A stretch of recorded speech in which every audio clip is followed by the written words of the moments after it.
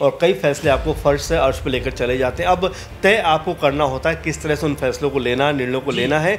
यही कुछ बानगी बीजेपी में नजर आती है, जो लगातार अपने फैसलों की वजह से न सिर्फ विरोध झेल रहे हैं बल्कि उनको जो हार का सिलसिला है वो थमने का नाम नहीं लेता। आप देखिए कि जिस तरह से हम जो 13 उपचुनाव में हमने देखा कि बीजेपी को कह सकते हैं महज 2 पे जीत मिलती है। इसी तरह उत्तर प्रदेश में 10 सीटों पर उपचुनाव होने वाला है, उसको लेकर भी जो माहौल बन रहा है उसमें ऐसा लग रहा है कि बीजेपी को जीत मिलना बहुत मुश्किल नजर आता है, क्योंकि बीजेपी तक में भी आपस में वाद विवाद होता है। इसमें कोई हैरानी की बात नहीं कि अगर समुदाय रहते हैं आपस में, अगर थोड़ा बहुत नोकझोंक हो भी जाती है तो उसको मिल बैठकर सुलझाया जाता है। अगर हमारा एक लोकसभा चुनाव के बाद अब सभी की नजरें उत्तर प्रदेश की 10 विधानसभा सीटों पर उपचुनाव पर है और ऐसे में योगी सरकार की मुश्किलें लगातार बढ़ती हुई नजर आ रही है।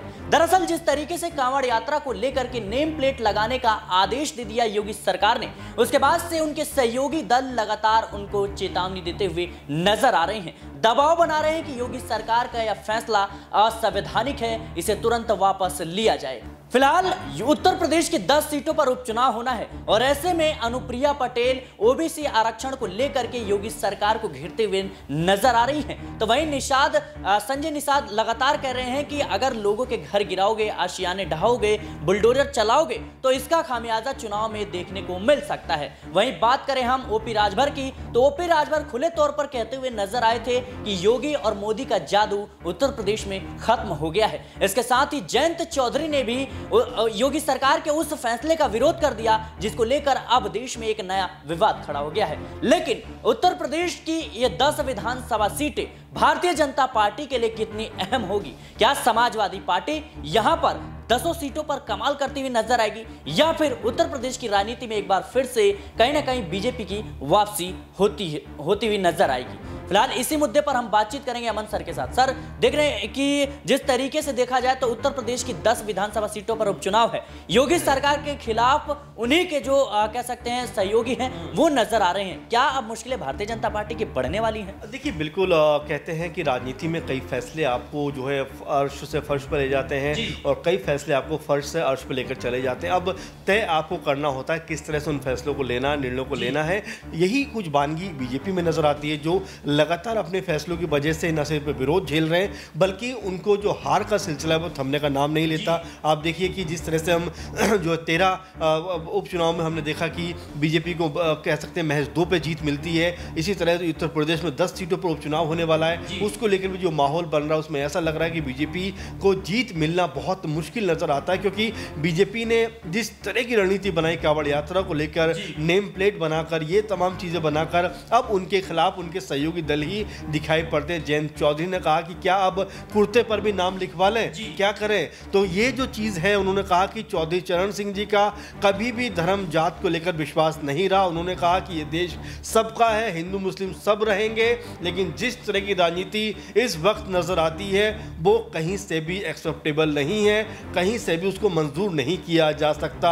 आरएलडी के तमाम जो नेता हैं वो यही बात कह रहे हैं कि भाई जो फैसला लिया गया है बिना सोचे समझे लिया गया, बहुत जल्दबाजी में लिया गया और ज़मीनी स्तर पर इसका कोई असर देखने को नहीं मिल रहा है, क्योंकि यहाँ पर हिंदू मुस्लिमों में जो एकता है, जो भाईचारा है, उसको इस तरह के फैसले कभी भी ख़त्म नहीं कर सकते। तो आप देखिए, जब योगी सरकार के अंदर खाने के मंत्री, उनके तमाम नेता, तमाम सहयोगी दल अगर इस तरह की बात करेंगे तो आप ये मानकर चलिए कि जो उम्मीद बीजेपी लगा रही है कि भाई उपचुनाव में हम बहुत बेहतरीन प्रदर्शन करने वाले हैं, वो उनको मुँह की चोट खिलाने वाला है। क्योंकि आप देखिए अयोध्या में जिस तरह बीजेपी की हार हुई, धर्म का नाम ले लेकर बीजेपी ने जिस तरह प्रचार प्रसार किया, बीजेपी को उसमें करारी हार का सामना करना पड़ा।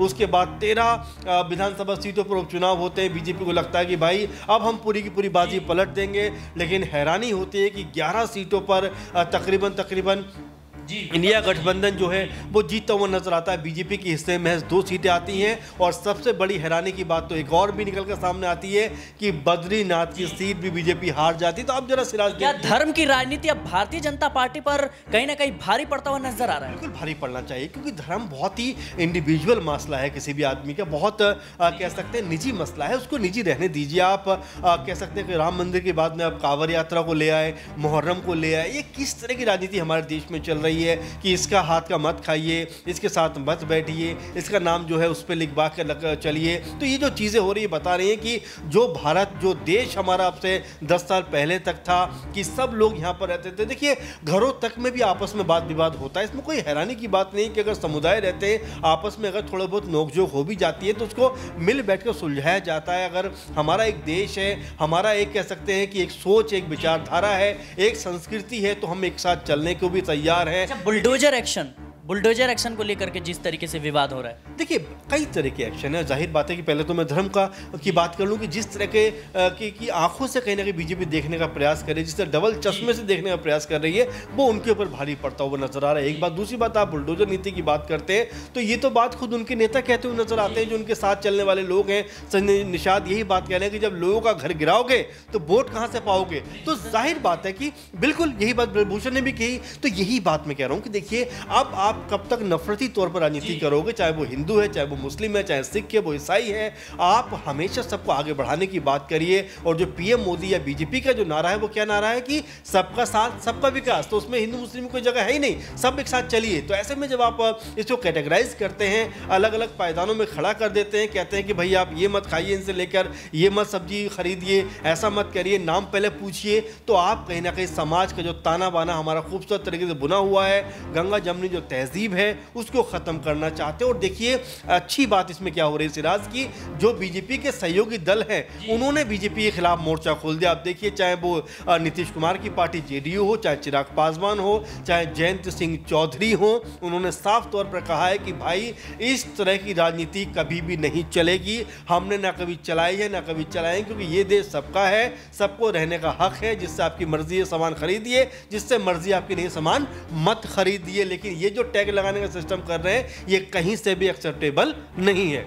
लेकिन सर देखा जाए तो अब कहीं ना कहीं एनडीए के जो सहयोगी दल हैं वो इस फैसले का विरोध कर रहे हैं, और जाहिर सी बात है वो इस बात का हवाला दे रहे हैं कि प्रधानमंत्री नरेंद्र मोदी का यह नारा था सबका साथ सबका विकास, इसमें जाति धर्म की तो कोई जगह ही नहीं है। लेकिन योगी सरकार उससे ऊपर उठकर जिस तरीके से इस फैसले को कहीं ना कहीं आदेश देती है, ये फैसला सुनाती है, इसके बाद से जो उनके सहयोगी दल है इसका विरोध कर रहे हैं। क्या केंद्र की राजनीति पर इसका कहीं ना कहीं असर देखने को मिल सकता है? देखिए सिराज, मुझे तो लगता है कि कहते हैं कहावत की जो दूध का जला होता है वो छाजी फूक फूक के पीता है। लेकिन यहाँ तो बीजेपी उल्टा ही काम करती हुई नजर आती है। बद्रीनाथ आप हार गए, आप अयोध्या हार गए, आप तमाम जो ऐसी जगह जो कह सकते हैं कि हिंदुत्व को रिप्रेजेंट करती हुई नजर आती हैं, उन जगहों पर आपको हार मिली। लेकिन उसके बावजूद भी कांवड़ यात्रा के ऊपर जिस तरह की ओछी राजनीति बीजेपी की तरफ से होती हुई नजर आ रही है, तमाम बड़े नेताओं के बयान निकल कर सामने आ रहे हैं, वो ये बताते हैं कि अभी भी जो मानसिकता बनी हुई है वो बरकरार है।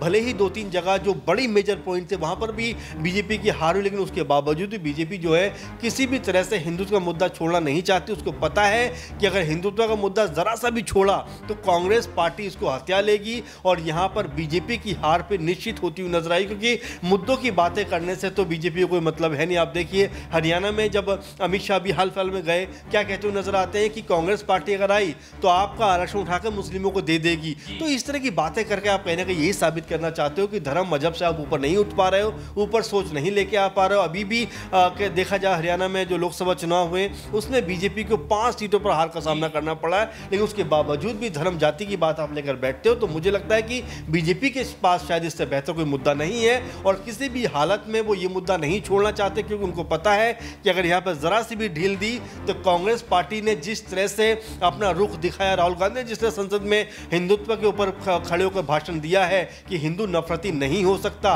हिंदू दंगा नहीं कर सकता, हिंदू जो है मोहब्बत रखता है, शांति प्रियता बनाए रखता है। और ये बात जब उन्होंने कही तो बीजेपी को लगा कि अगर ये मुद्दा छोड़ दिया तो राहुल गांधी जिस तरह से अटैक कर रहे हैं ये पूरे का पूरा मुद्दा उनके साथ जुड़ जाएगा, और यहाँ पर बीजेपी को फिर करारी हार का सामना करना पड़ेगा। जी बिल्कुल, कहीं ना कहीं बीजेपी को करारी हार का सामना करना पड़ सकता है। और खास तौर पर देखा जाए तो अब योगी सरकार का भी इम्तिहान है इस होने वाले 10 विधानसभा सीटों पर, क्योंकि मोदी चेहरे के ऊपर तो लोकसभा चुनाव लड़ा गया था, ठिकरा तो योगी सरकार पर फोड़ा जा रहा है, सीएम योगी पर फोड़ा जा रहा है। लेकिन अब आने वाले इस उप विधानसभा चुनाव में कहीं ना कहीं जो इम्तिहान है, जो परीक्षा है, वो सीएम योगी की है। क्या इन तरह के फैसलों से अब योगी सरकार फंसते हुए नजर आ रही है? क्या सीएम योगी अब खुद अपने ही जाल में फंसते हुए नजर आ रहे हैं? क्योंकि यह मामला अब सुप्रीम कोर्ट भी पहुंच चुका है। फिलहाल कल इस मामले पर सुप्रीम कोर्ट में सुनवाई होगी, फैसला भी आएगा। लेकिन कहीं ना कहीं जिस तरीके से उनके सहयोगी दल इसका विरोध कर रहे हैं, जाहिर सी बात है इसका खामियाजा आने वाले विधानसभा चुनाव में देखने को मिल सकता है। फिलहाल के लिए इस रिपोर्ट में इतना ही। देश और दुनिया की तमाम खबरों के लिए बने रहना नेक्स्ट 9 पॉलिटिकल बाइट के साथ।